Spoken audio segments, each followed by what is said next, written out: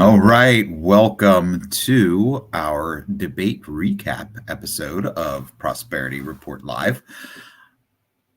This is Wednesday, it's not Thursday, so you might be wondering why I'm streaming on Wednesday. Well, I was concerned that this particular debate recap episode would be rather lengthy, so I decided to do it in two parts. One, because at 9 o'clock on Thursdays, whenever I normally stream, it's kind of late for me. I am an early to rise person. Our Thursday streams are kind of late. And I'm thinking I will do this in two parts. One, because I have an elder meeting at my church today, and I have to get going to that. So if this runs too long, if it goes like a Joe Rogan length episode, then I am going to have to duck out and head over there. So it might end up being two parts. Maybe I can get it done in one part. I doubt it, though.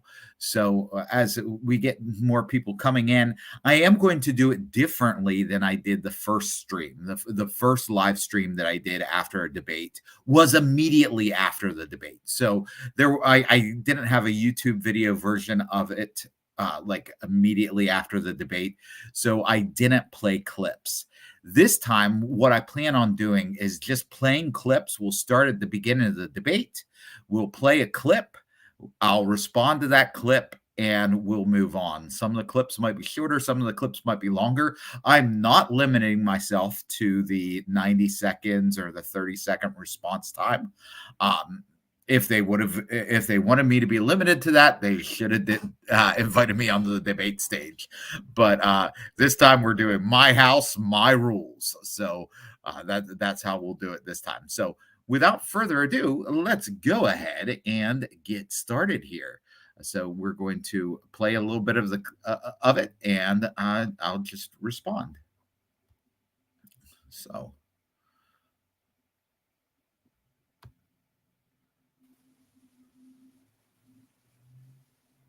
Oh, I'm not getting any audio. Let's see what's going on with this audio.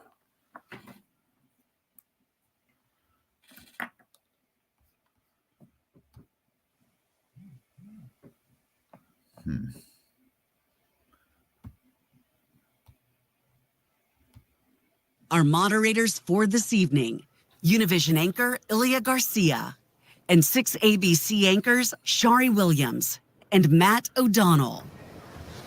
Good evening and welcome to this debate between the Democratic and Republican candidates for Pennsylvania's U.S. Senate seat. I'm Matt O'Donnell. Incumbent Senator Bob Casey is seeking his fourth term. He is being challenged by combat veteran and former CEO Dave McCormick. And I'm Shari Williams. Pennsylvania's one of 34 Senate seats that will be decided in this November's election. This race is one of a handful in the country, which could ultimately determine the balance of power in the chamber. Over the next hour, the candidates will be answering questions posed by myself, Matt, and our co-moderator, Ilya Garcia from Univision 65. Great to be with both of you. Now, under the debate rules, Ilya Garcia doesn't get to give a welcome. That's she just introduces herself. Everyone else says I found that interesting. But let's move on. Each candidate will get a question and 1 minute to answer, followed by a round of rebuttals. By prior draw, the first question will go to Senator Casey. So let us begin with the economy. Senator Casey, you claim corporations caused inflation by engaging in greedflation and shrinkflation, but prices are high everywhere. When you buy gas, when you go to put in a bid for a townhouse, when you go to buy bananas. How likely is it that companies across a variety of industries all conspire to make things more expensive for everyone? And what other factors may have been involved in causing inflation? All right, I need to give kudos here. This was actually a really good question. What is the chance that every single company across the economy conspired together to raise prices at the same time?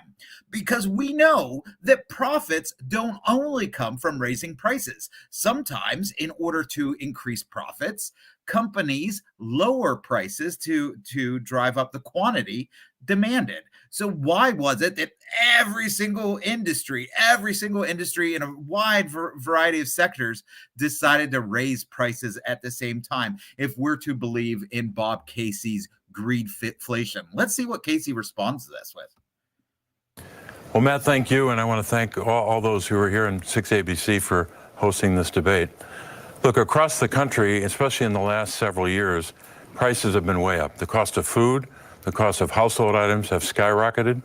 You have corporations in the So prices have been way up. Nobody's denying that, Bob. Nobody is denying that. We all recognize that prices are up. The question is, if we're to believe that it's greedflation, then why did they all go up at the same time? Why did every corporation in the country suddenly decide to get greedy at the same time? I thought greed was a universal condition of man.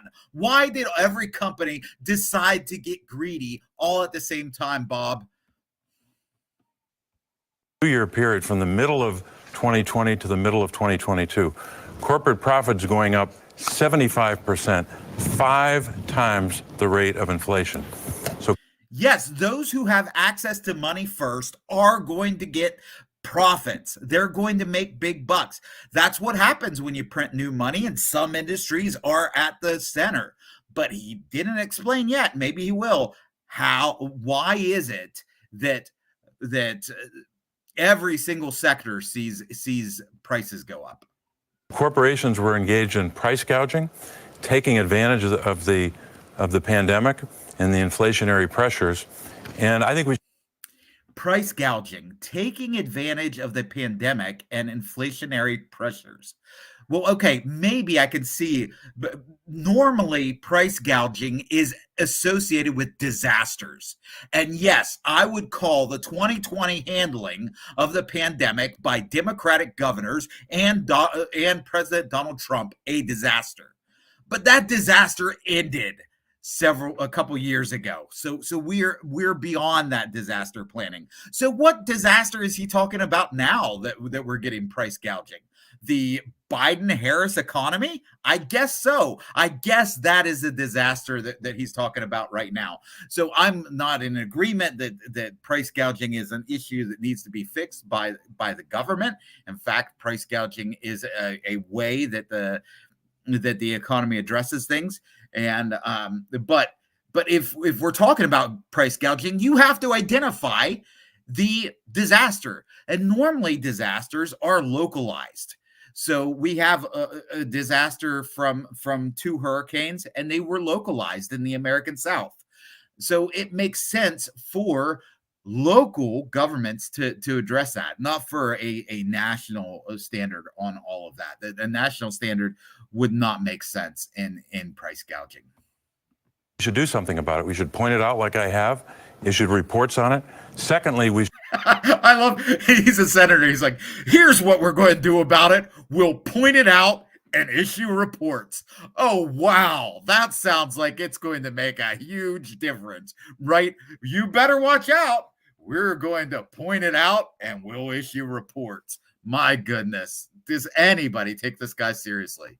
Should pass price gouging legislation to hold companies accountable. And thirdly, we should roll back those big corporate tax breaks they got a couple of years ago. The difference in this race is I want to go after price gouging. My opponent won't do it. He doesn't think we should do anything about price gouging. In fact, he excuses big corporations ripping off families. All right, well, we already addressed it's not price gouging, but I think it's interesting here. Do you think that Bob Casey believes his own rhetoric? I do not. I do not think that Bob Casey believes his own rhetoric. And he gave a hint to why that he doesn't believe his own rhetoric right here. So according to Bob Casey, like, you do not want Bob Casey teaching your kids economics. According to Bob Casey, to increase profits, all companies have to do is raise prices. So he is going to raise their taxes. So if we believe Bob Casey's framework, if companies want to increase or maintain their profits, maintain their take home after those tax increases, what are they going to do? They're going to raise their prices. How in the world is raising taxes on corporations going to result in me paying lower prices at the grocery store? According to Bob Casey's own framework, where all the companies have to do to increase profits is raise prices. It seems like to me, like if you raise their taxes, that's going to be an incentive for them to raise prices, especially if their competitors' taxes are going up too. Now, if one industry or one sector of the economy has their taxes go up and other sectors do not, then they have to consider that maybe their competitors' prices didn't go or taxes didn't go up, and they might be incentivized to keep prices lower. But if everybody's taxes are going up, then everybody's going to raise prices. That's probably what's going to happen. So Bob Casey's answer here is the exact opposite of what you want to do if you have any understanding of economics whatsoever. I think we should hold them accountable. I'd like to hear about other causes, but let me ask you a question, Mr. McCormick. Staying on the economy, of course. Yeah, the moderator right there recognized. You definitely did not answer the question. Like in no time during your entire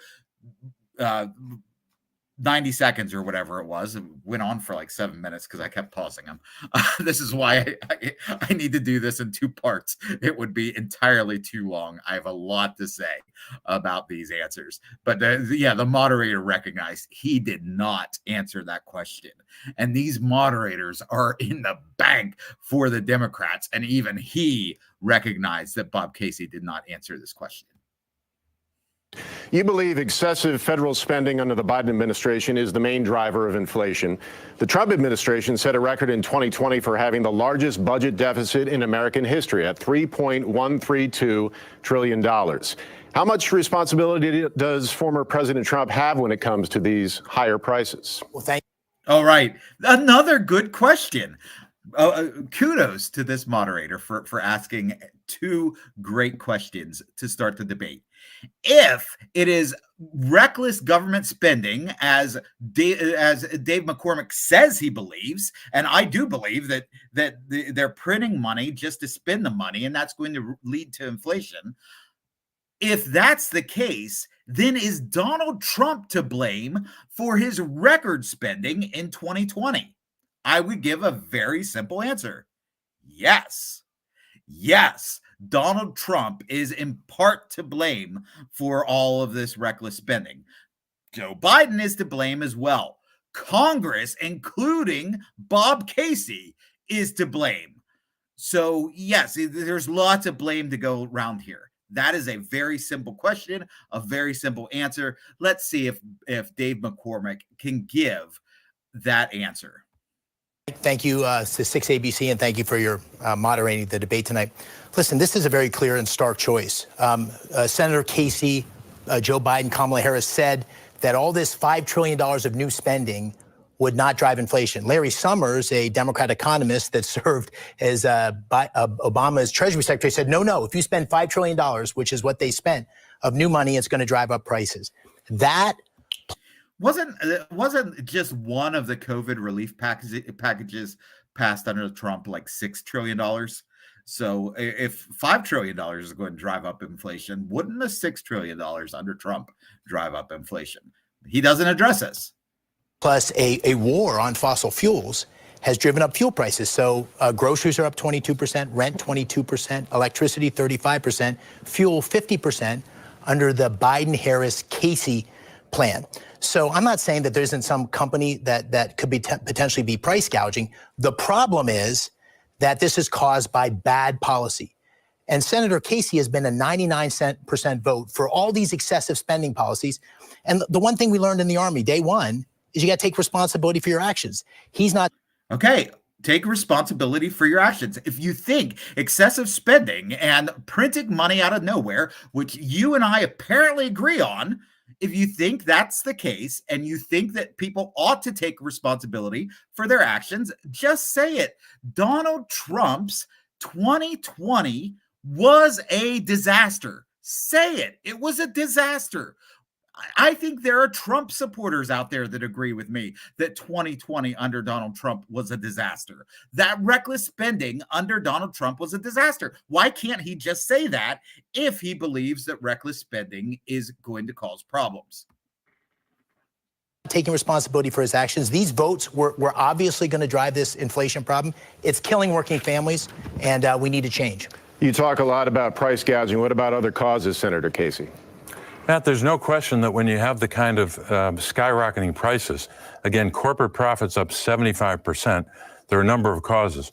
But the Federal Reserve told us in that time period from the middle of 20 to the middle of 2022, corporate profits caused 41% of all the inflation in America. 41%. So even the Fed, who wants to shift blame away from themselves, can only say that the corporations' profits caused 41%. So that means, Mr. Casey, that well over half is caused by something else. Could it be your reckless spending? I think we should do something about that. Hold them accountable. We should also help families, provide a middle-class tax cut, not a tax cut for big corporations and billionaires, and we should help families with a child tax credit to offset those costs that families incur. Mr. McCormick, you know that. Again, raise their taxes, raise their taxes. Well, if you're going to raise their taxes, that's going to, how in the world, why doesn't any of these moderators follow up with, how in the world is that supposed to lower prices? You raise taxes on the people who produce the product, the people who distribute the products, the people who transport the products. If you raise taxes at every level across the economy, how does that result in lower prices at the grocery store? It might make Bob Casey feel better that he's punishing these people or whatever, but that doesn't help you and me. That doesn't lower prices at the grocery store. He wants nothing to do with lowering prices at the grocery store, at the gas pump, at colleges and universities. Nothing he does will result in lower prices. There's a lot of lag time when it comes to the economy. So the culpability of the Trump administration and the huge budget deficits. Well, the difference between what President Trump did and what Biden and Harris did is they think that the government is better spending your money than you are. The tax cuts give middle-class families, a family of 50. Donald Trump spent trillions of dollars in 2020. Admit that. He spent trillions. So apparently Donald Trump also believes that the government is better at spending your money than you are. $50,000. $2,500 in tax breaks. So what Senator Casey wants to do when he says he wants to get rid of the Trump tax cuts, he wants to raise taxes on working families in Pennsylvania. On top of that, he's supporting the SALT, lifting the SALT tax gap, which essentially gives tax breaks to rich people in California and rich people in New York. So that's the kind of policy that they're advocating, which is going to take our country over the cliff. It already is. We're in dire fiscal Senator Casey, you want to rebuttal? I get 20 seconds? 20 seconds, yes. 20 seconds. You'll notice they give Casey a lot more time for rebuttals than they do McCormick. Raising taxes is bad. It's bad policy. It is absolutely horrific policy, no matter who levied the taxes, whether it's Trump, who levied a lot of taxes and tariffs, or Trump's tax cuts, or Biden's tax increases. You keep the tax cuts, you get rid of the tax increases, and that's going to help the economy. It's a pretty simple answer. Seconds. Look, the difference between us in this race is he wants to double down on that huge corporate tax break from 2017. He wants to give the billionaires, the people making hundreds of millions, and the big corporations another big tax cut. That tax cut for the most powerful companies in the world is going to add up to more than $4 trillion. It'll explode the debt. So he wants to add $4 trillion in taxes to the corporations, and he doesn't think that's going to result in higher prices. This guy has no idea. It makes no sense to do that. We should give the middle class a tax cut. Say two things. First of all, Customize and save with Liberty Mutual. That's not good.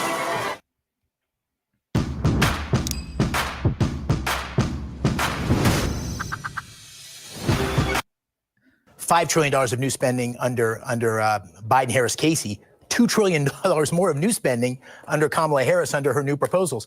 But you know what else they want to do? They want to have Venezuelan-like price controls. This legislation, what it's saying is the government should decide. This is socialism. This has been tried in America, in Venezuela, around the world. Socialist price controls don't work. McCormick. They're going to destroy our economy. They don't understand the economy. Thank you. I do have to agree with Dave McCormick there. Price controls do not work.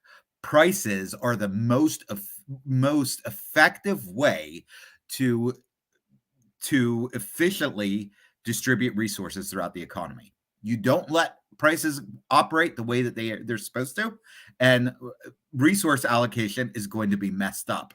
Unfortunately, Dave McCormick does not recognize this in one of the most fundamental areas, and that is the price controls that the Fed has on interest rates. Those are price controls, and those price controls are exactly why we see so many deep recessions and so many periods of boom bust cycles. It is because the Fed is controlling prices on on borrowing of money.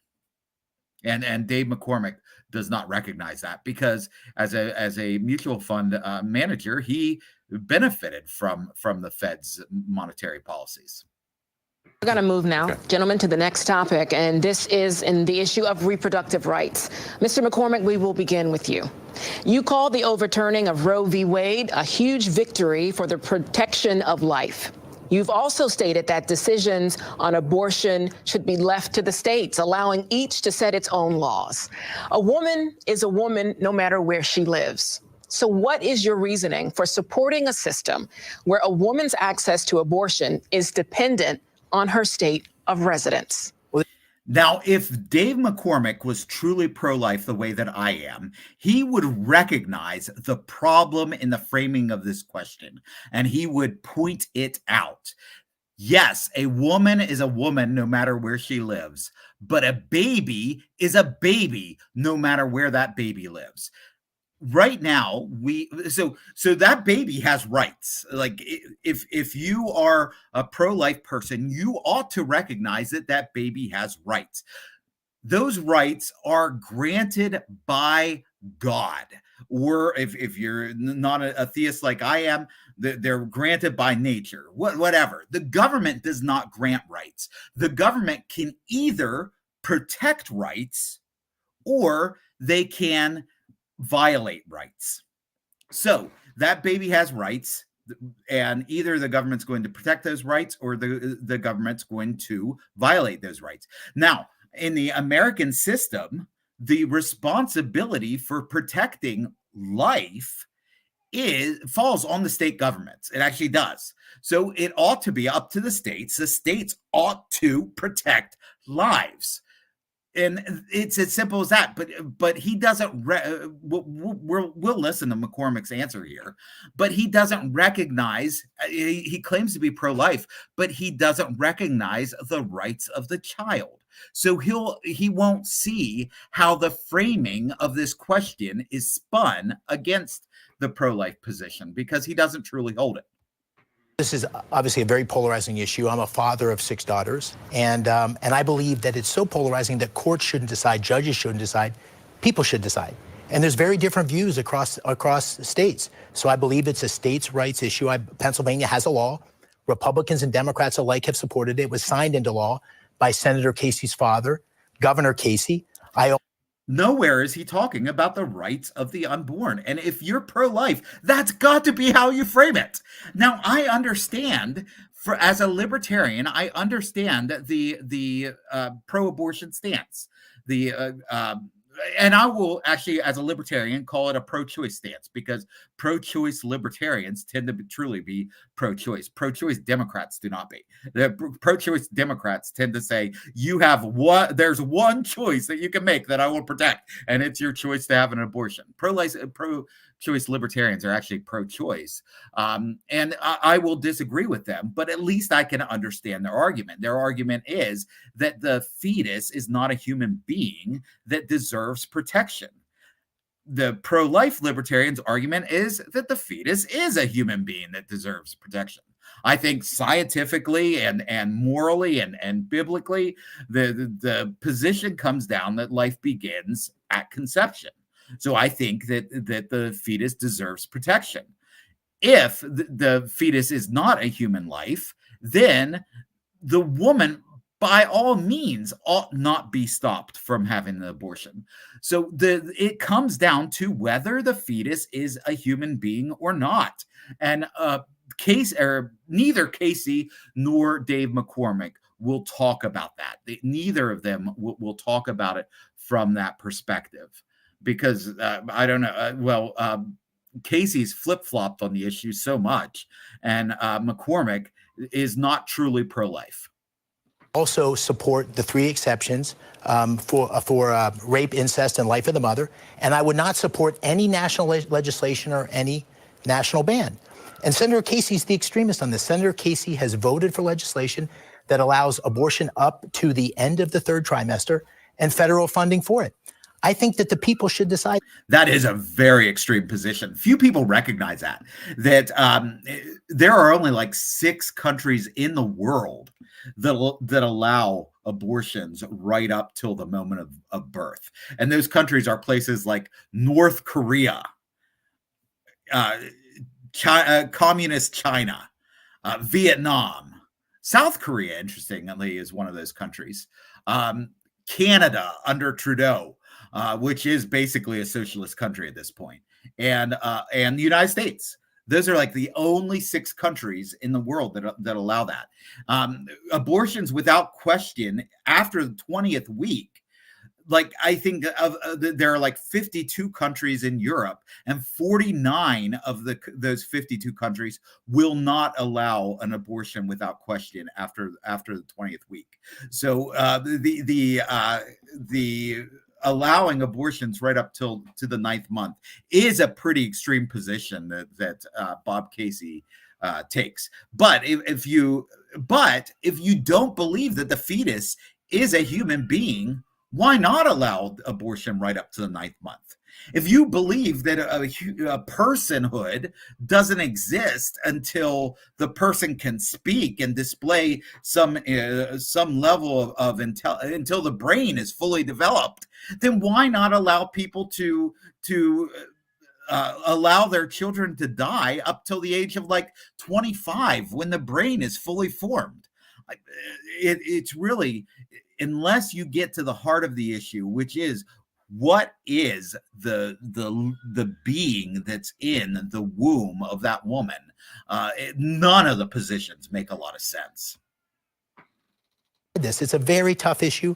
We should talk about other aspects of reproductive rights. I also think that the government should get very involved in helping families have children with fertility treatment and IVF. I've taken a real leadership role in that. As a CEO, I gave every employee IVF treatment. The company reimbursed them. He gave every employee IVF treatment. I found that hilarious. When somebody comes into work and they're like, "What are you doing today?" "Oh, apparently my job today is to get pregnant." I just find that a funny turn of phrase there. 100%. I think the government should give a $15,000 tax credit for IVF. So we need to talk more. There are numerous people who are absolutely religiously opposed to IVF.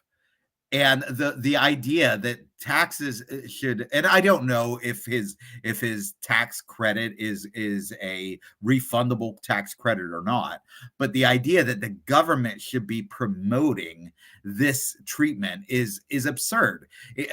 He said that the government should not be, he said earlier in the debate that a fundamental difference between him and Bob Casey is that Bob Casey thinks that the government should solve all of your problems.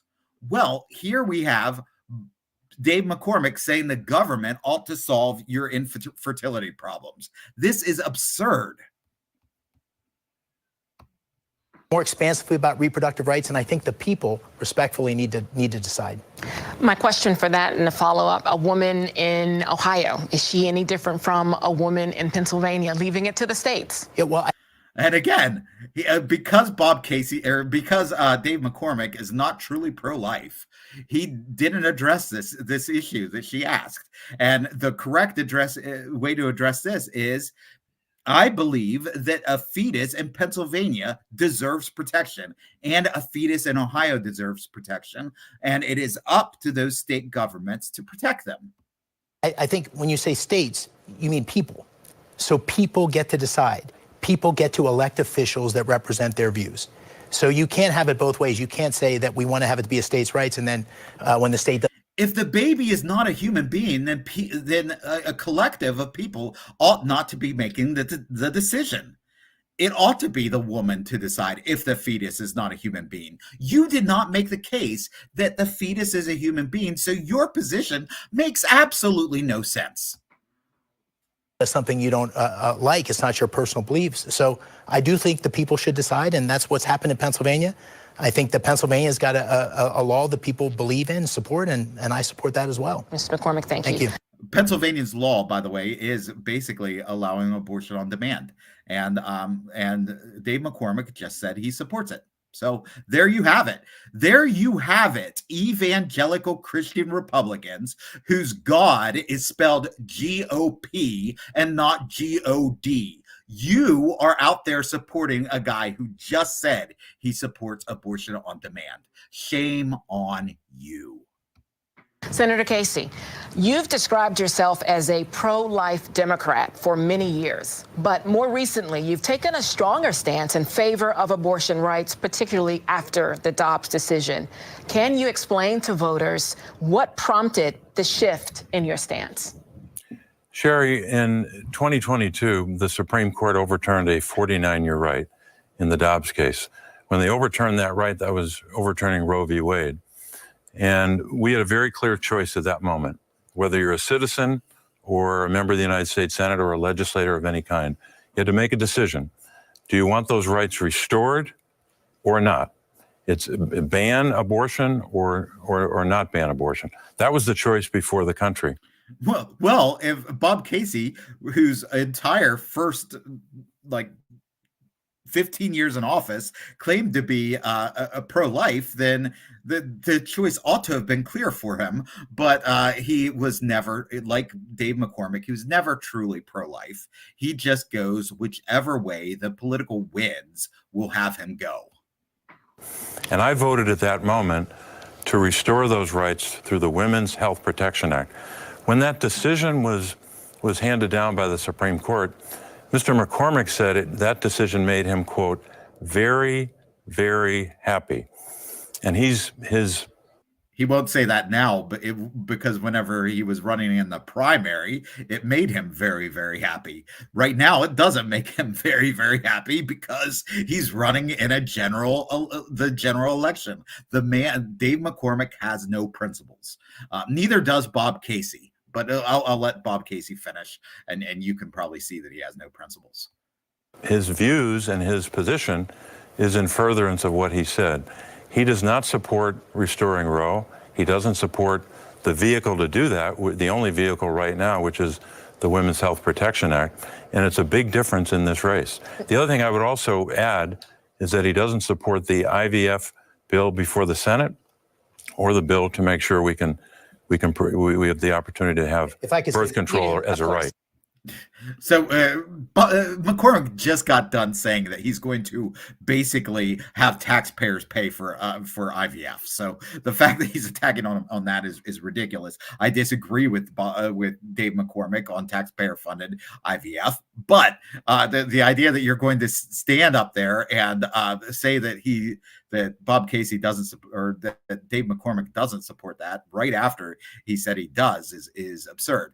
But Bob Casey basically said, I was pro-life until my pro-life position could make a difference. And then I switched policies. That is his entire argument.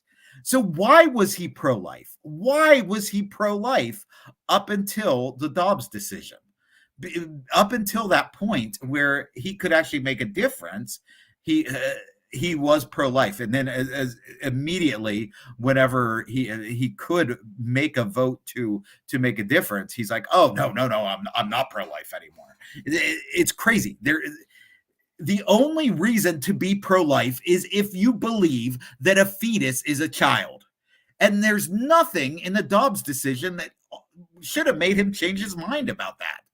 So I think the only reason he was pro-life was because he thought he could get some evangelical blue-collar Democrat or blue-collar Republicans to vote for him if he said he was pro-life. And once Dobbs happened, then he's like, oh no, if at this point I say I'm pro-life, I'm going to lose my own base. So at that point, he had to flip politically. But so it just goes and shows you that none of his decisions were something that he truly believed in. It was all political the entire time. It was always political. Nothing had to do with his own beliefs. You're going to hear a lot of career politician talk tonight. This is the perfect example. There is no senator in the United States Senate who has flip-flopped more on this issue than Senator Casey. Senator Casey previously, as a senator, said that he wanted to overturn Roe v. Wade. Senator Casey said that.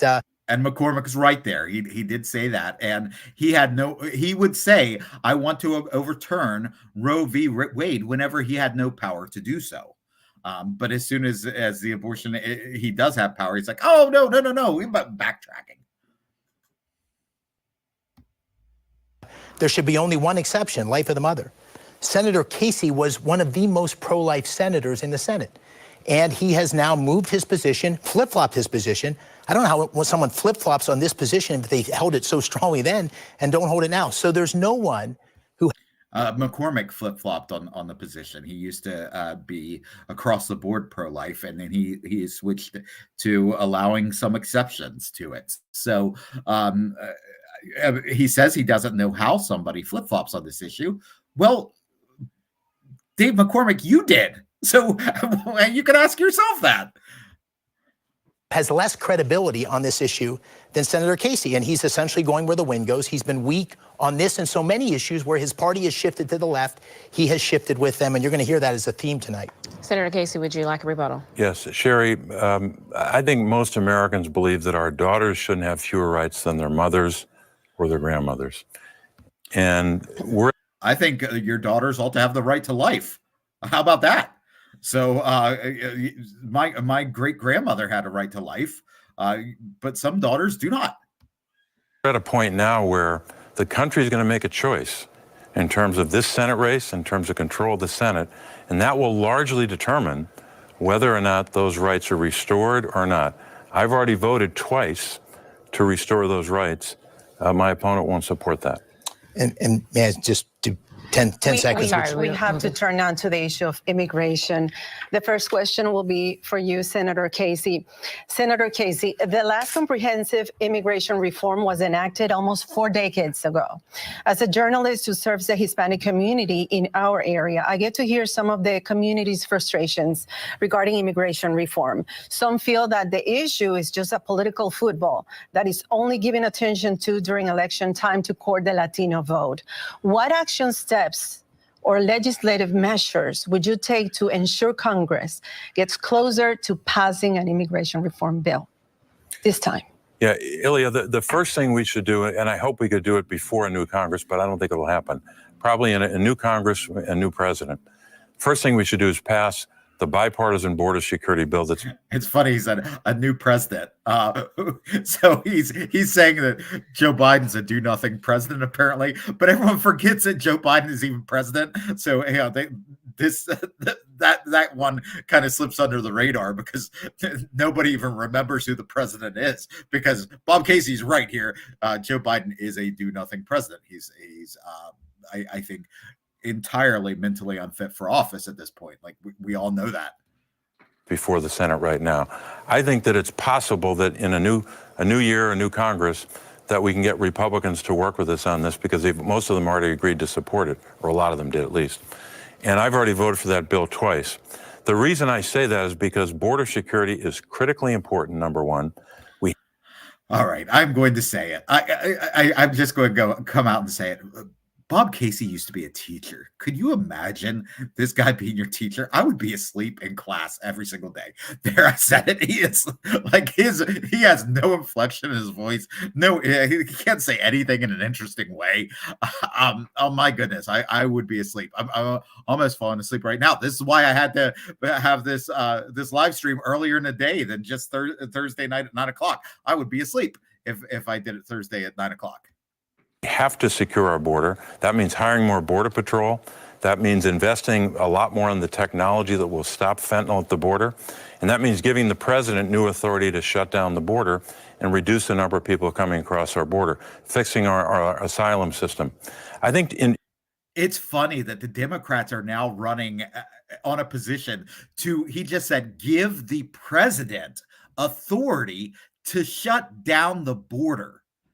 Right now, Donald Trump is ahead in the polls, and the Democratic U.S. Senate candidate in Pennsylvania just said he wants to give the president of the United States unilateral authority to shut down the border entirely. Wow, that's incredible. If we do that, it not only will help us secure the border, but it will also give credibility back to get to other reforms. My opponent opposes that bill for only one reason. The leader of his party told him he couldn't support it for political reasons. He should stand up, show some guts, oppose the leader of his party, and support this bill. So right now we have both the Republican and the Democrats are just trying to see who can be more hawkish on the border. But guess what? You're trying to be more hawkish than McCormick here, Bob Casey. You're probably not going to win that battle because Dave McCormick literally wants to invade Mexico. So I'm sorry, you're trying to be more hawkish than him.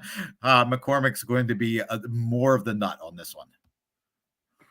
Mr. McCormick, we are seeing an alarming rise on anti-immigrant rhetoric with President Trump demonizing migrants while immigration policy proposals stall in Congress. I would stop her right there and be like, I would stop her right there and be like, could you give me specifics about how Donald Trump is using offensive language? I would stop her right there and ask her for specifics, the way Ramaswamy would. But Dave McCormick isn't the kind of person who can win a debate that way. Latino activists and political leaders worry that increasingly inflammatory and racist rhetoric about immigrants. Yeah, what is that racist rhetoric that's coming from anybody? I'd like to know. Is fueling a surge in the already record-breaking number of hate crimes against Latinos. If you were elected, what would you do specifically to protect immigrant families? Well, So I wonder if Bob Casey supporting the border wall at this point is racist rhetoric. I would need specifics on what the racist rhetoric is that's coming from anybody. I'm married to an immigrant, so I'm certainly very pro-legal immigrant. We are a country of immigrants. We're also a country of laws. And under Biden, Harris, and Casey, I mean, this is another career politician, election year epiphany from Punxsutawney Bob, who comes up every 6 months before every election. I mean, under 3.5 years of the Biden-Harris Punxsutawney Bob, that's not a great slogan. Somebody on my Twitter called him a cicada Bob, which I like a lot better because cicadas come out like every 7 years or so. Bob Casey comes out every 6 years. Punxsutawney Phil comes out every year. Like that's not a good description of him. He needs to step up his name calling game. Maybe he could get Donald Trump to give him advice on name calling because he's not even good at that. Administration, there was nothing done on the border. It was an absolute disaster. 10 million illegal immigrants, people on the terrorist watch list. The fentanyl crisis has grown. I've got Sheriff Ott here is a good friend of mine who lost a son to the wide open borders that resulted under the weakness and the failure of Casey, Biden, and Harris. And this fentanyl crisis is going absolutely crazy. We've got to secure the border. Senator Casey just did a commercial where he was standing in front of the wall, the very wall that he derided and said we didn't need a wall when President Trump came into office. That's absolute chutzpah. That is a career politician in action. We need to secure the border. We need to go after the cartels with military. We need to describe. You hear what he just said? We need to go after the cartels with military. Dave McCormick supports an invasion of Mexico. This is the most wild idea I have heard the entire election cycle. Dave McCormick wants to invade Mexico. Now, if there is one way to create an immigration crisis, it's to have war. Europe has an immigration crisis right now from the Middle East. Why? Because the American foolish foreign policy was to destabilize the entire Middle East. And that made people flee from the Middle East. And where did they go? They went to Europe. He created an Bush and Obama and Trump, well, not so much Trump, but Bush and Obama created that immigration crisis there by what they did in the Middle East. And Dave McCormick wants to do the same thing on the border with Mexico. He wants to create an immigration crisis. We need to treat them as the terrorist threat they are. And of course, we need to embrace the fact that we're a country of immigrants. We can't tolerate hate, but we also can't tolerate a wide open border that's damaging the security of Americans. Thank you, Mr. McCormick. Thank you. Gourmet charcuterie. Everyday low prices. As we watch this commercial, it's an Aldi thing. I wonder if now I have to You put love that learning, there's paid but we just promotions couldn't here. seem to find the right fit. When it came to school, there were so many. Let's move on to, you would like a rebuttal, Senator yes. Casey. Go ahead. Number one is you didn't hear any. There's again, Bob Casey, anytime he asks for a rebuttal, he's granted it. Dave McCormick does not. Like, it's so obvious that the press has a favorite here. But really, their favorite is no different than the one that they don't win, or that they don't want to win. Answer your question about the language that some have used. The worst thing we can do is have politicians spend time demonizing immigrants. We got to solve this problem. The beginning of solving this problem is passing that bipartisan bill. The big difference in this race is not just that I voted twice for this bill, and he's opposed to it, and the reason he's opposed because the leader of his party, but he's also the candidate in this race when he was a hedge fund CEO who invested millions of dollars in the largest producer of fentanyl in China. Thank you, Senator And Chinese Casey. fentanyl's come to. Okay, so they're both bringing up the problem of fentanyl. The problem of fentanyl is a government-created problem. It's a problem that relates to the war on drugs. Whenever I crack open a delicious Yingling, I don't need to worry about whether that Yingling, and I can say what the name of that beer is, and Dave McCormick can't because I'm a native Pennsylvanian. But whenever I crack open a Yingling, I know that it's not going to be late. It's not going to be grain alcohol. Why do I know that my Yingling is not going to be grain alcohol? It's because it is a product that's sold in the open market. Unfortunately, whenever products are sold in the black market, because you can't, because people are always moving and nothing is stable and there's no contract enforcement, because all of this happens in the black market, you don't know what you're getting. And because they want to be able to transport this undetected, they try to increase the effectiveness of the drug, and that makes it more and more dangerous. So if we want to resolve the fentanyl crisis, the way to do that is actually by ending the war on drugs. But neither of these guys want to do that because the war on drugs makes big profits for a lot of government employees and industries closely associated with the government. So people who are working as drug warriors do not want to see an end to the war on drugs. So they would rather see people die of fentanyl overdoses than they would than to end the war on drugs. Our country. Listen, we have a wide open border that lays at their feet. He doesn't address that. The border bill that was proposed was an amnesty bill. It wasn't a border bill. It didn't truly secure the border. He's voted against a border wall. He's voted for sanctuary cities. They are trying to change the conversation because they have failed to secure our border. In terms of hate crimes, if the senator is so worried about spewing of hatred, then he should unendorse Summer Lee, who is not anti-immigrant hate, it's anti-Semitism. And so Bob Casey's standing up there saying he's the moral voice.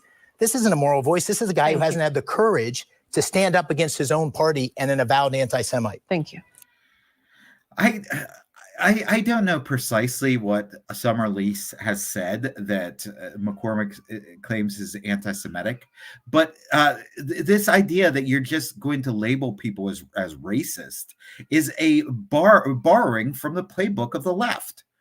I would hope that by this point, Republicans would be above just borrowing from the playbook of the left. But apparently, Dave McCormick is not above that. He's just going to go around and label people racist. And it's a terrible look for a Republican, I would think. But we'll see. Maybe Republicans like labeling opponents racist. Maybe they love that. Maybe that's the new Republican Party, is just go around and label people racist. Do I get 20 seconds? Yes. 20 seconds. I'll go back to your question. What do we do about border security and immigration more broadly? The bill that I've voted for twice now, bipartisan bill, the strongest, toughest border bill in 25 years, is endorsed by the Border Patrol Union, which actually just endorsed President Trump recently. So they're not a Democratic organization. They support that bill. He doesn't. You have 20 Yeah. seconds. All I will say is, if you look at that border bill, which I have done, I made up my own mind. Unlike Senator Casey, who's a 99% vote. If you look at that border bill, it is the most liberal border bill in the world of any industrialized country. It would allow up to 5,000 applications per day. This is millions of people coming into the economy. It's completely subverting what's intended by asylum, and it would risk our security. I made my own decision, unlike. Okay, so what's my position on the border? My position is that immigration can help America. As a matter of fact, most of us are either are children of immigrants, grandchildren of immigrants, great-grandchildren of immigrants. Most of us have immigrant blood within within a handful of generations in our families. So immigration is largely a good thing. However, whenever immigration is caused with a widespread welfare state, immigration can become a very bad thing. So the way that you take the immigration back to being a good thing is you disconnect it from the welfare state and you end the war on drugs.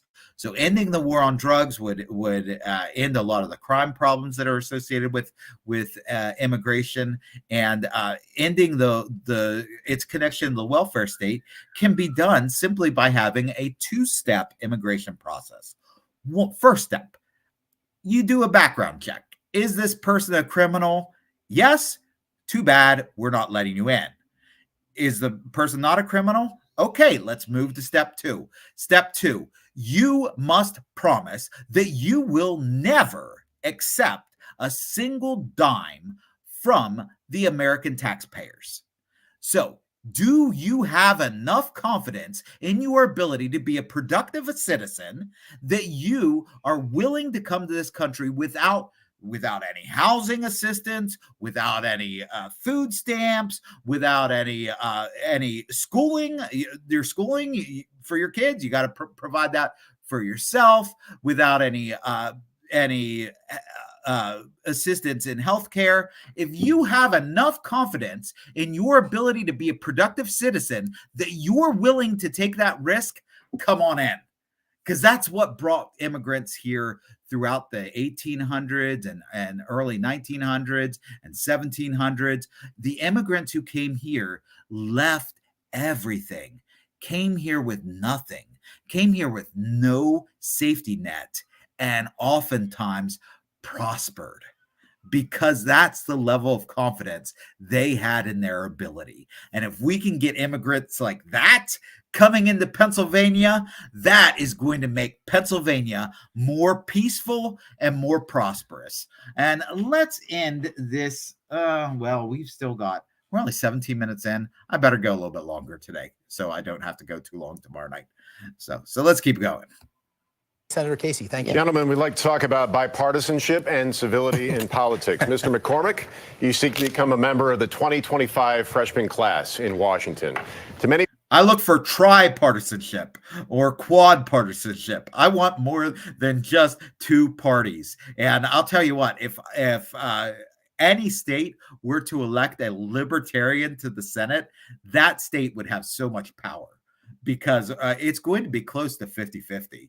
And if that libertarian voice is going to be the swing vote, and both parties are going to be kowtowing to that libertarian. So that libertarian is going to have so much power. And what's funny is the libertarian doesn't want power. The libertarian wants to give the power back to you. So if you elect me, I'm going to be the most powerful senator, and I'm going to give all that power right back to you. That's my way to deal with the bipartisanship in the Senate. Elect a libertarian.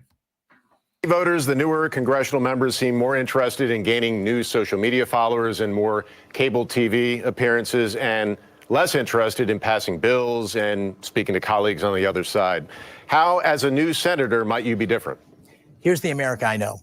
As a platoon leader in the 82nd Airborne Division, in my platoon, I had a young man from rural Alabama. I had an African-American man from Newark. I had a platoon sergeant from Puerto Rico who was 35 and seemed ancient at the time. I never remember talking about religion. I never remember talking about politics or party. We were just Americans. What a terrible, terrible existence. I want an America where people feel free to talk about religion and politics without being shamed, without being condemned. Wouldn't that be better if we just lived in a world where people were free? Dave McCormick's idea of an America where people are afraid to talk about religion and politics, that is, oh, wow, that is such a different view of an ideal America than what I have. In search of protecting one another and protecting our great country. That's my spirit. That's how I come into this. I'm a problem solver. I want to solve problems. I'm a conservative. If you go to my website, more than any other candidate in the country, certainly more than Senator Casey, you will see what I'm for, what I believe in. Emma, promise you won't vape, Emma. Wacky sitcom teens aren't the best people to talk to. Apparently, he believes in a America where people don't feel comfortable talking politics. Oh, and as a leader, you've got to find ways to compromise to get things done. I'm someone who will get things done.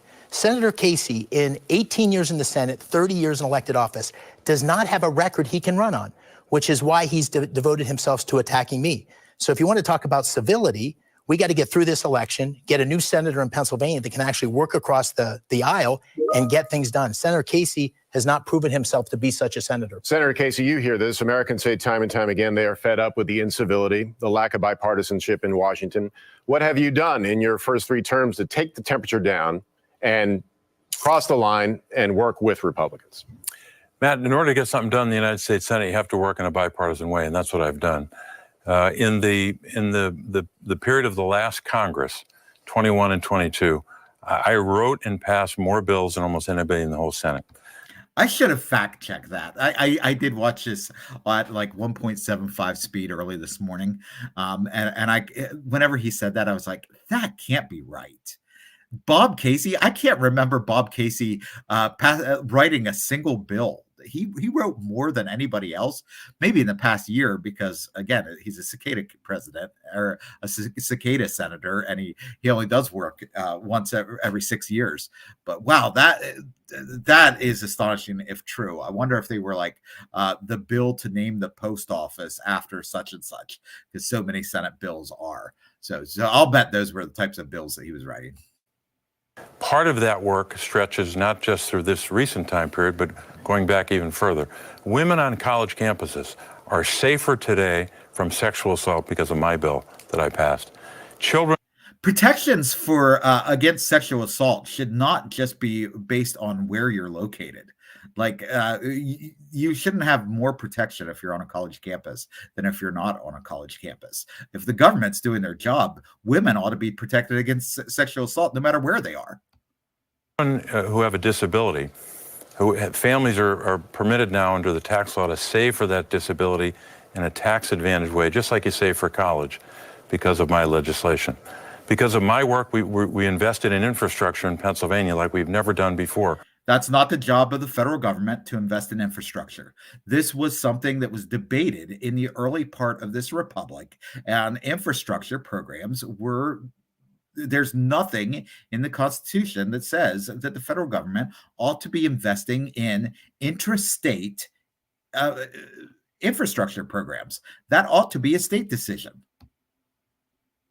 Rural areas in Pennsylvania, small rural counties, frankly, Republican counties, like Fulton County and Bedford County, among the most Republican counties in the state, have investments in their schools, about 17 or 18 million just in those two. More spending on schools does not correlate with better educational outcomes. So he's just bragging about wasting money right now. Two counties, investments in high-speed internet so kids can learn more and earn more when they get older. I've got a strong bipartisan Mr. McCormick, you record. get a chance to rebuttal. So, yeah, he's just bragging about spending more and more money. And that is, if we go back to how this debate started, that is why we're seeing record inflation, because they borrow that money into existence from the Fed with their artificially low interest rates. And that is what causes the record-setting inflation that we've seen. So Bob Casey is now bragging about being one of the causes for the record-breaking inflation that we have seen. Senator Casey famously on the debate stage with Rick Santorum said, listen, anytime you have two politicians that vote 99% of the time the same way, you need to get rid of one. He was speaking of Senator Santorum and George Bush. This senator votes 98.6% of the time with Biden-Harris. He is not an independent voice. With all his talk about moral courage and being independent, he has voted in lockstep with his liberal party to defund the police, to not secure the border, to support biological men competing in women's sports. This is a guy who's gone off track with the values Senator of Pennsylvania. Casey. These are not Pennsylvania values or policies. Did you hear anything that Dave McCormick said that he would not vote along with the Republicans? I don't know. It seems like McCormick would just vote 99% of the time with the Republicans. So I don't know what the I think they're both guilty of that. Neither of them have an independent streak within them. Neither of them are independent thinkers. If you want an independent thinker, go with your libertarian candidate. Vote John Thomas. And they've heard our great Commonwealth. Look, so a lot of the work that I did on the infrastructure bill is helping every one of our 67 counties, including here in Philly. That bill was bipartisan. He wants to repeal it. Yeah, the infrastructure bill absolutely was bipartisan. Why? Because neither party respects the United States Constitution. Both parties are just out there to bribe you to vote for them and to make money for the lobbyists who send them billions of dollars. That's what both parties stand for. Neither one will stand up for the United States Constitution. When I was a deciding vote to make sure that we had a cap on insulin and a cap on out-of-pocket costs for seniors, their drug costs, that'll go into effect in January, 829,000 Pennsylvanians will benefit from that. He wants to repeal that bill that capped insulin and capped out-of-pocket costs. So who's more bipartisan? And if he's going to talk about his record versus my record, his record is a hedge fund CEO investing in China and our adversaries. That's his record. Mine is. And there we go. This is going to be 90% of the rest of the debate is them arguing back and forth about investments in China. And let me say right off the bat, the reason Chinese investments were good for much of the last 30 years or so is because China deregulated a lot of their economy. And whenever you have a deregulated economy, that economy is going to explode with growth. Now, unfortunately, Xi, the leader of China, has recently began more and more regulations, which is making China a less desirable place to invest. But any smart investor was going to invest in a country that was deregulating their economy. if we want more investment in America, and I do want more investment in America, I want more investment right here in Pennsylvania. Do what China did that attracted those investment dollars in the early to mid 80s and throughout that time. What they did was they deregulated, and we need to deregulate here, and that's going to lead to a more peaceful and prosperous Pennsylvania. Bipartisan work in the Senate. Real quick, 20 seconds. Let's say both of you were the senators of Pennsylvania. How would you work with each other? 20 seconds each. Well, we'd have to find common ground. Right now, I don't see much with Senator Casey. I think he is increasingly, listen, Bob Casey went to the Senate to change Washington. Washington changed Bob Casey. He is completely out of step with the values and views of Pennsylvanians. He's voted for a series of things that have made our Commonwealth much worse. So I think he needs to be replaced. And that's why I'm running, because I think career politicians like Bob Casey are really hurting our great country. I think there's plenty of things we could work together on. It should start with things that are bipartisan right now. The bipartisan border deal, supported by the Border Patrol Union. I don't know why he wouldn't support that. It doesn't make it. He actually said why he wouldn't support it. He said he didn't support it because it had too much of amnesty in there. But Bob Casey apparently can't listen. He just keeps going back to the same talking points that he was coached on before this debate began.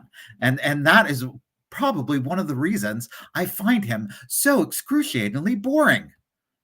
Any sense when he knows that we could advance the ball based upon the expertise of those of the Border Patrol.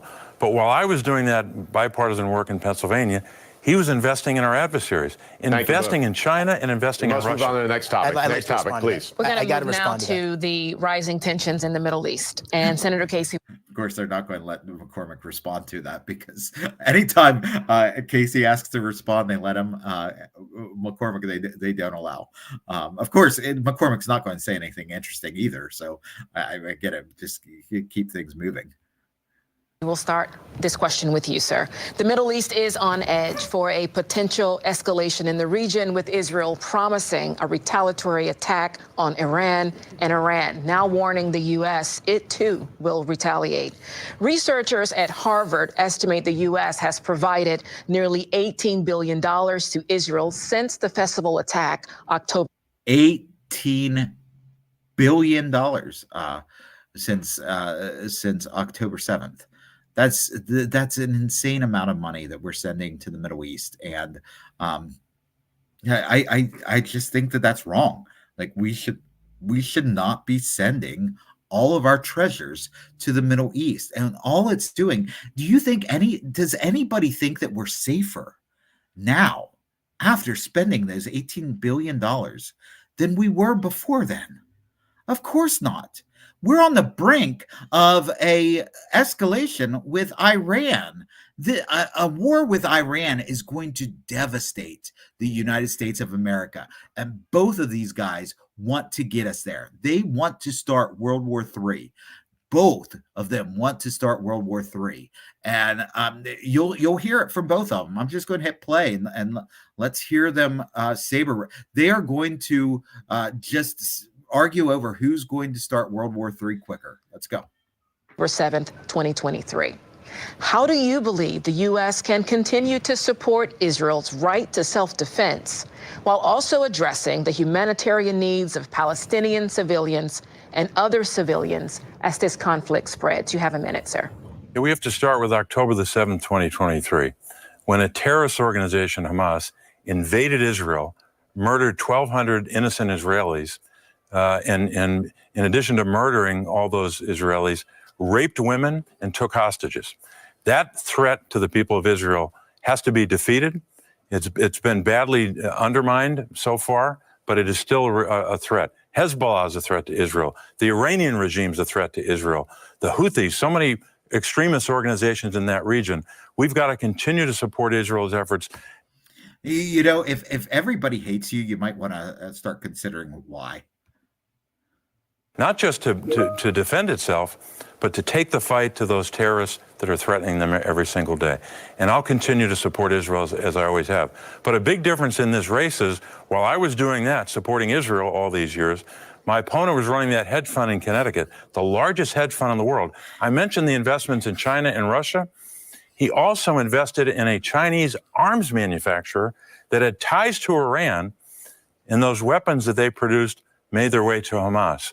That is disqualifying. Senator, the portion of Listen to this bone that they throw. The reporter is like, "Oh my goodness, Bob Casey just alienated half of his base." Because I asked him how he would support the innocent Palestinians who are being destroyed by American-made weapons, and he totally dodged the question. I need to throw him a bone here and help him get back to that question, because he's going to lose half of his base with this nonsense that he was just spewing. This question of also addressing the humanitarian needs of the Palestinian civilians and the other civilians. 20 seconds, sir, on that follow-up, please. You're right, and I should have added that. We have to continue to support robust support for food for people in Gaza, medicine, and medical supplies. Our government's done that. The Israelis have done it. We've got to do more. So do the Israelis, and so do countries in the region. I want to have the Arab countries finally stand up and help the people of Gaza instead of just pointing a finger at the United States and Israel. So a huge humanitarian crisis is happening there, and Bob Casey totally forgets to even address it in his answer. Wow, that is completely wild, and they just threw him a bone. They're like, okay, we'll get you something that we'll let you have 20 more seconds to actually answer this. So, Mr. McCormick, same topic here. You said that the U.S. needs to show strength and provide Israel with what it needs to finish the job. President Joe Biden has warned Israel not to strike Iran's oil fields, as it could lead to further unrest. Do you believe Israel needs to show restraint in its retaliation on Iran? And how do you address the tens of thousands of civilians who are also caught in the middle of this? Senator Casey has lied throughout this about my record. Go to bobcaseylies.com, caseylies.com. But I just want to say, I'm not going to take any preaching. As a guy who went to West Point, went to Ranger School, was the honor graduate, went to the 82nd Airborne Division, went into Iraq in the first wave when they looked like there'd be tens of thousands of casualties. I'm not going to take any preaching from a guy who spent 30 years in public office and hadn't got much done. So I'm not going to take any preaching from you, Bob Casey, on that. And your lies, which are completely unworthy of you and your family and your service. So listen, what's happening in the Middle East comes from weakness. And we are being tested from our adversaries around the world. President Biden should support Israel completely. Israel is in the fight for its life. It's being attacked by Hezbollah. It's being attacked by Hamas. It's being attacked by Iran. The original sin is the Iran deal where Senator Casey was the deciding vote in 2015. It gave them $100 billion. That $100 billion was actually their own money that the United States kind of stole from them. I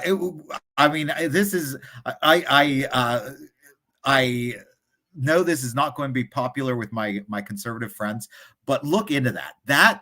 That money was Iran's money, and the United States stole it, and it was just given back to them, which they have used to underwrite terrorist proxies. That's the root cause of this problem, and that's what needs to be addressed. We need to strangle Iran and its ability to support these terrorists. Mr. McCormick. So we need to strangle Iran. He wants to start World War III in the Middle East. He also wants to invade Mexico. He wants to start a war on two fronts, one of them right on our back door. This guy is nuts. The question, if you could, in regards to Israel showing restraint, should it show restraint in its response to Iran, especially in light of the thousands of civilians who have also been caught in this? To manage and make these trade-offs. America shouldn't preach to. You know what? I will agree that America ought not to be dictating what happens in the Middle East. But if we're spending $18 billion on what's going on there, you better believe we ought to have a seat at the table. We ought to be able to say, please stop killing innocent civilians. What are we giving them the money for if we can't have a seat at the table? My goodness, we just want to spend all that money and not even have any say over how it's spent. Wow, that is wild. Israel. I went to Israel with my wife right after October 7th in early January. We saw the IDF. We saw the care they're taking to reduce civilian casualties. You want to blame anybody for civilian deaths? Blame Hamas that's hiding in hospitals. Blame Hezbollah that's located its missiles right around civilian. Okay. Just because a bad guy goes into a hospital does not give you the right to destroy all of the innocent civilians in that hospital. I can't believe that nobody is pointing this out. If there was a bank robber who robbed one of the banks here in Katanning and then ran into a hospital, the last thing I would want the government of the United States to do is to bomb that hospital. This just drives me nuts. The fact that you think that, oh, well, they're using human shields, so we're going to kill all those civilians. Guess what? Hamas wants you to kill the civilians. They don't give a darn about the lives of the civilians. They want you to kill those civilians, and what you're doing is advocating that you give Hamas exactly what they want. You are being a supporter of terrorists in this nonsense that you are spewing. Populations where people are going to be killed. No, there's not two sides to this story. There's one side of the story. There's pure evil that needs to be eradicated, and it's threatening Israel's very existence. We also need to fight anti-Semitism at home. Senator Casey's been a weak voice on this. This is a true front battle, and we need strength and moral clarity on both fronts. You both get 30 seconds rebuttal. And here we have McCormick again saying, oh, we need to monitor hate speech and he won't define what that hate speech is. I think that we need a country of free speech. I'm sorry. Is that the radical position now? Wanting free speech? Is that now a radical position? Senator Casey, your rebuttal first, sir. I agree with part of the end of that answer about this should be Israel's determination about its own security interests and what Israel has to do to defend itself from terrorism. But look, when Mr. McCormick said I was preaching, he's just preaching at me. He mentioned his service. It's commendable service to the people of our country. But this isn't a race about his service or what we were doing at that age in our life. It's about my work in the United States Senate and his work as a hedge fund CEO. I'm glad this isn't a race about what we were doing whenever we were in our late teens and early 20s, because my goodness, I was a messed up person at that point. So I will agree with Bob Casey here. Yeah, it's not a race about what any of us were doing in our early 20s. Thank goodness. And he doesn't like the fact that I talk about his record as a hedge fund CEO. When I talked about those dollars going from a Chinese weapons manufacturer through the Iranians into Hamas, that's part of his record. That's what I'm putting on the table. I'm not preaching. I'm stating a fact. 30 seconds to rebut, sir. It's great to talk about records. So I ran a great investment firm. It invested around the world, as many investment firms do. It had exposure to China. All the investments that were made were approved by the U.S. government. But the richness of a career politician. Bob Casey, as the treasurer of Pennsylvania, approved using bridge. Remember, this conversation about investments in China started with, what are we going to do about the humanitarian crisis that's being caused by American bombs in the Middle East? And somehow they're arguing about McCormick's investments in China.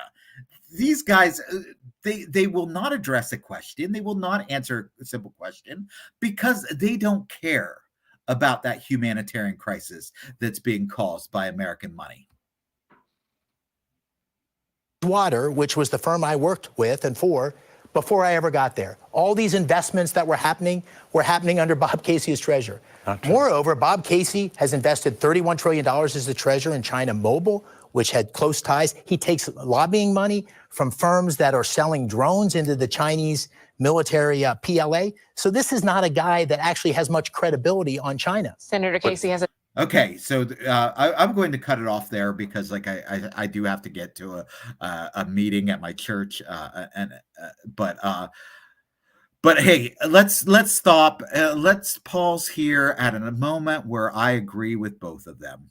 Yes, McCormick, you are right. Casey is a terrible person, and we should not send him back to the U.S. Senate. And yes, Casey, you are right. McCormick is a terrible person, and we should not send him back to the U.S. Senate. On that, let's all agree, and let's vote for peace. Let's vote for prosperity. Let's vote for Pennsylvania, and let's vote for John Thomas. With that, I'm out of here.